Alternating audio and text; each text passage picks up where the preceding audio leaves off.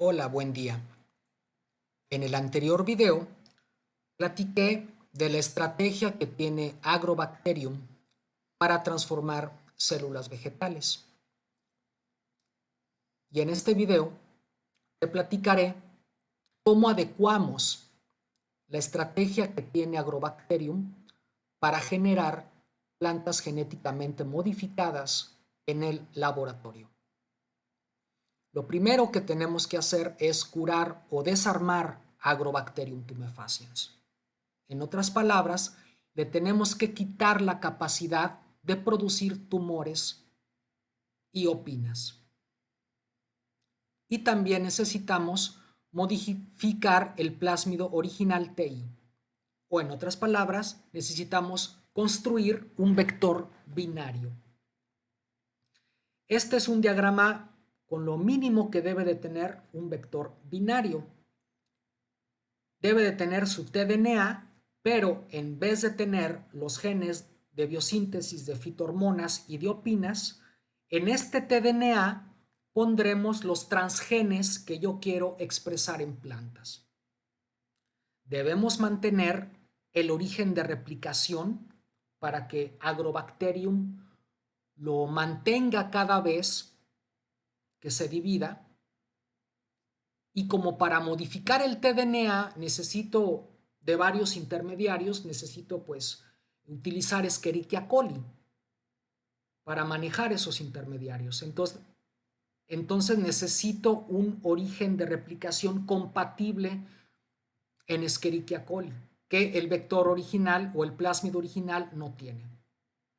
Y como necesito estar transformando como tanto Escherichia coli como Agrobacterium, necesito introducir un gen de resistencia a antibióticos, sea canamicina o sea espectinomicina. Si te fijas, este vector binario que le llamamos ya no tiene los genes VIR. Los genes VIR los voy a poner en un replicón independiente, o ese ya lo tiene que tener la bacteria a priori. Y aquí tenemos dos tDNAs arquetípicos.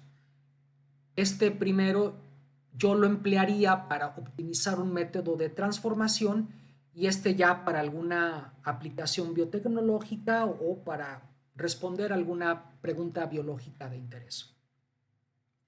Bueno, recuerda que los bordes los debo mantener porque sin estos bordes sería imposible la transferencia de DNA.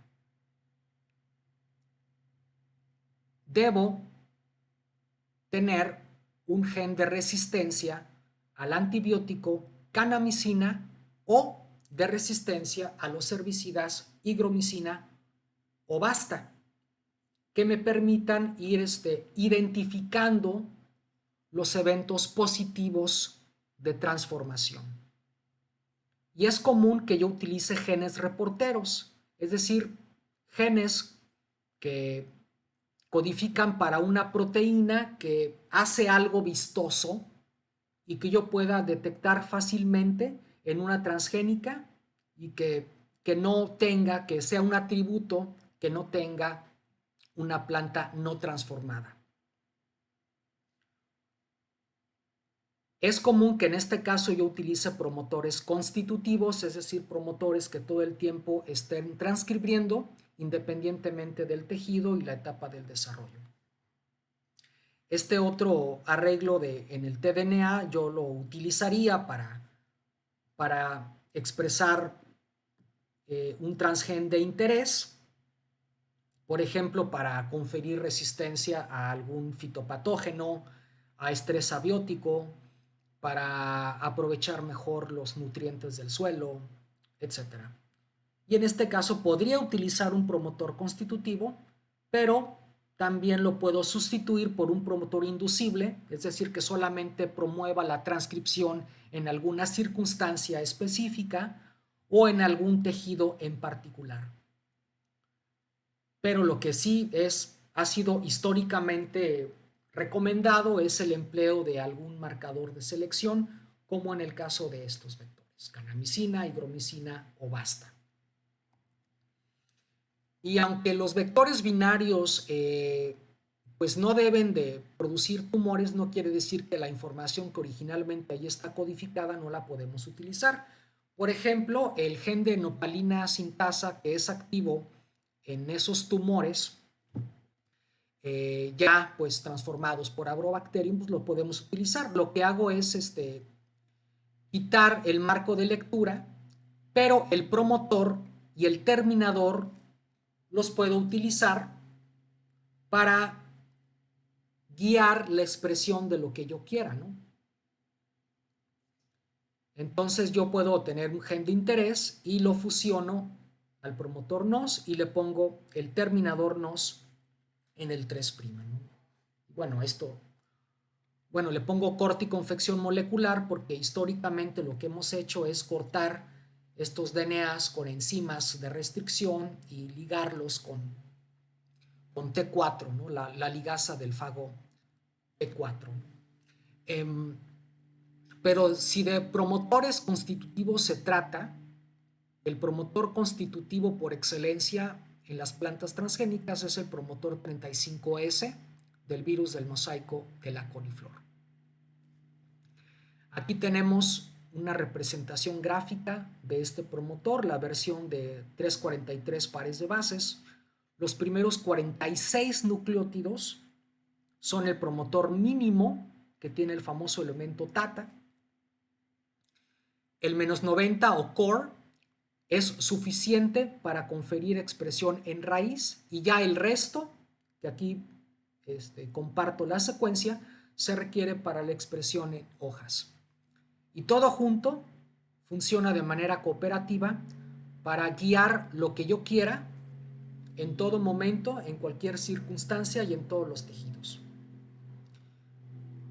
Ahora bien, es controversial que este promotor sea activo en bacterias, en levaduras o incluso en peces. Sin embargo, entre comillas controversial, porque se ha demostrado a través de experimentos que, digamos, están forzando que esto funcione o diseñados ex profeso para que el promotor esté funcionando en estos sistemas que no son donde naturalmente este promotor funciona. Y habría que reflexionar, no en este video, no en este momento, cuál sería la consecuencia biológica en caso de que algún organismo en la naturaleza adquiera este 35S, ¿no? ¿Qué podría pasar, no? No lo podríamos absolutamente negar porque la transferencia horizontal es algo que ocurre. De hecho, en este canal hay alguno que otro video donde hablamos de transferencia horizontal, pero habría que analizar más puntualmente cuál sería la consecuencia en caso de que algún otro organismo que no sea planta o incluso otra planta adquiera esta región. Pero bueno, imagínate que este promotor lo fusionamos a la proteína, al gen de la proteína GFP y luego lo metemos en esta planta de Arabidopsis. ¿Qué pasaría? En todo momento y en todo tejido habría expresión de GFP. Y pues bueno, no te lo imagines, aquí tenemos las fotografías. Vemos la parte aérea de Arabidopsis fluorescente por la expresión de GFP, lo mismo en las raíces, ¿no? Que emiten la típica fluorescencia de esta proteína. Es común o históricamente ha sido común emplear marcadores de selección de plantas transgénicas. Es recomendable para ir detectando cuáles plantas han sido exitosamente transformadas, no tanto porque es per se el fin último de la transformación. Y aquí te presento la lista de los 3 marcadores de selección más comúnmente usados en ingeniería genética de plantas. NPT2, que confiere resistencia a canamicina, HPT a higromicina, y el gen BAR, que confiere resistencia a Basta, que es un herbicida cuyo principio activo es la fosfinotricina. Y bueno, aquí tenemos una fotografía muy contundente de cómo funciona la selección. Este es una planta silvestre que fue rociada con el herbicida Basta y pues puedes ver que se muere, ¿no? Y aquí tenemos una planta transgénica que expresa el gen BAR por un promotor constitutivo y no obstante el suministro de Basta, pues la planta está creciendo normalmente, ¿no? Y bueno, pues es innegable que esta estrategia de selección es controversial, no obstante que, bueno, subrayo que no necesariamente es el fin último de la transgénica, pero es algo que es metodológicamente conveniente para ir seleccionando los eventos positivos de transformación. Sin embargo, pues actualmente hay otras estrategias que me permiten eliminar el marcador de selección o hacer lo que segregue después de que la planta se reproduce, etcétera, ¿no? Pero bueno, hay diferentes opiniones. Yo creo que todas las opiniones son válidas. Pero bueno, si estás estudiando una carrera eh, del área químico-biológica con enfoque científico, pues vale la pena que debatamos esto con argumentos, con datos y pues sin aspavientos. Bueno, por lo pronto es todo. En el siguiente video seguiremos platicando de esta metodología. Gracias por tu atención.